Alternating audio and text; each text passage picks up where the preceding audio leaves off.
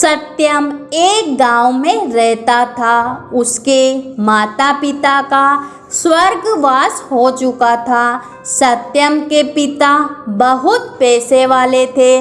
सत्यम बहुत सीधे स्वभाव का था।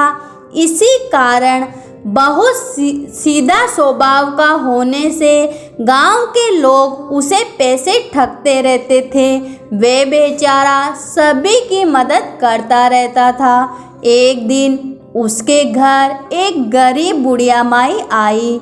माँ जी, आप कौन हो? बेटा, मैं बहुत दूर से आई हूँ। मैंने तुम्हारा बहुत नाम सुना है कि तुम लोगों की मदद करते हो। मेरी भी मदद कर दो।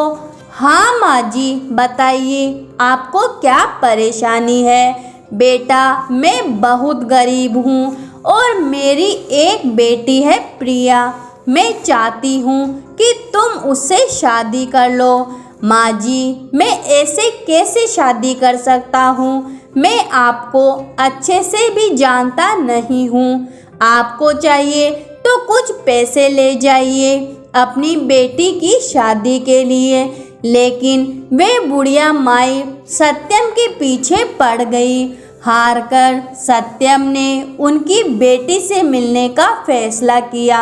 अगले दिन बुढ़िया माई अपनी बेटी को लेकर सत्यम के घर पहुंच गई।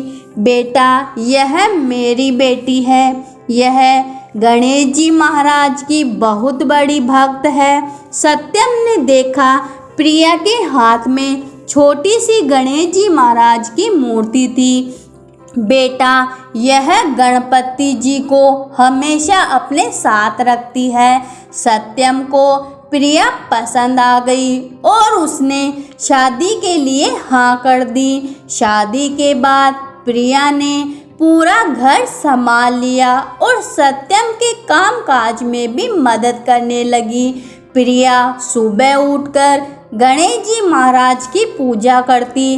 कुछ दिनों बाद सत्यम भी उसके साथ पूजा पाठ करने लगा। एक दिन सत्यम के पास एक किसान आया। भैया सत्यम, मेरी फसल बाढ़ में बर्बाद हो गई है। घर में खाने के लिए कुछ भी नहीं है। मेरी कुछ मदद कर दो। भैया, आप तो इसी गांव में रहते हैं, लेकिन इस साल इस गांव में बारिश ही नहीं हुई, तो फिर आपकी फसल बाढ़ में कैसे बर्बाद हो गई? यह सुनकर सत्यम ने कहा, मेरी पत्नी ठीक कह रही थी, तो मेरे सीधेपन का फायदा उठाकर मुझसे पैसे लेना चाहते हो। चलो भागो यहाँ से। यह सुनकर किसान चुपचाप चला जाता है। आप बहुत सीधे हैं, इसलिए सब आपका फायदा उठाते हैं। आगे से जो भी आएगा मैं उससे बात करूंगी। अगले दिन सुबह सुबह एक नौजवान सत्यम के घर आया। अरे, कोई घर में है? मैंने सुना है यहाँ सबकी पुकार सुनी जाती है। कौन हो भाई? क्या चाहिए भैया? मैं पास के गणेश जी मंदिर से आया हूँ। हम लोग मंदिर में खीर का भोग लगाकर पूरे गांव में बांटना चाहते हैं। तुम भी कुछ सहयोग करो। अरे, ये तो बहुत पुण्य का काम है।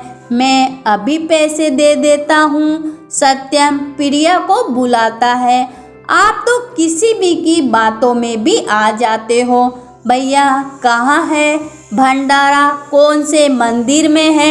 यही पास ही के मंदिर में है। परसों आप आकर स्वयं देख लेना। ठीक है, हम पैसे नहीं देंगे। उसी दिन सुबह दूध और चावल भिजवा देंगे, लेकिन हमें तो कल ही सारा इंतजाम करना है। यदि आप कल भेजवा दे तो ठीक रहेगा। कल क्यों? भंडारा तो परसों है। हम तो उसी दिन देंगे सारा सामान। ठीक है, जैसी आपकी मर्जी। उसके जाने के बाद सत्यम ने प्रिया से कहा, अरे, भले इंसान पर शक करना ठीक नहीं है। भगवान के भोग के लिए शक करके तुमने अच्छा नहीं किया। आप नहीं जानते ये सब लूटने आते हैं आपको। तीसरे दिन सुबह सत्यम जल्दी उठ गया। उसे दूध और चावल मंदिर पहुंचाने थे। उसने प्रिया को बुलाया। अरे भले इंसान पर शक करना ठीक नहीं है। भगवान के भोग के लिए शक करके तुमने अच्छा नहीं किया। आप नहीं जानते ये सब आपको लूट रहे हैं। तीसरे दिन सुबह सत्यम उठ गया। उसने दूध और चावल मंदिर में पहुंचाने थे। उसने प्रिया को बुलाया। तुम जल्दी से पैसे ले आओ, हमें दूध और चावल मंदिर पहुंचाने हैं। ठीक है, चलिए दोनों मंदिर पहुंच जाते हैं। लेकिन वहां प्रसाद की कोई तैयारी नहीं थी। देखा, मैंने आपसे कहा था ना, यह सब आपको मूर्ख बनाकर पैसे हड़पने का चक्कर था। चलो एक बार मंदिर में पता करते हैं। पंडित जी, आज जो मंदिर में खीर का प्रसाद बांटना था, यहाँ तो कोई इंतजाम नहीं है बेटा। वह प्रसाद तो सूर्य उदय से पहले ही बट गया। कल रात को ही खीर बनाकर चांद की रोशनी में रख दी थी और सुबह सूर्य उदय से पहले ही बांट दी।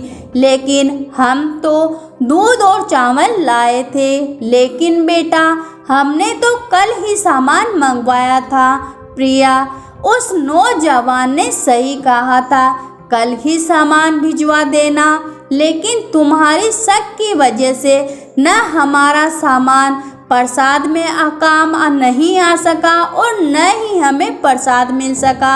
लेकिन पंडित जी ने कहा, हमने तो किसी को भी आपके घर पर नहीं भेजा था। चलो कोई बात नहीं, अब मंदिर आ गए हो तो भगवान के दर्शन कर लो। सत्यम और प्रिया गणेश जी भगवान के सामने जाकर उनसे माफ़ी मांगने लगे। दोनों ने जैसे ही आंखें खोली, गणेश जी की प्रतिमा उसी नौजवान की झलक में दिखाई दी। सत्यम और प्रिया दोनों रोने लगे।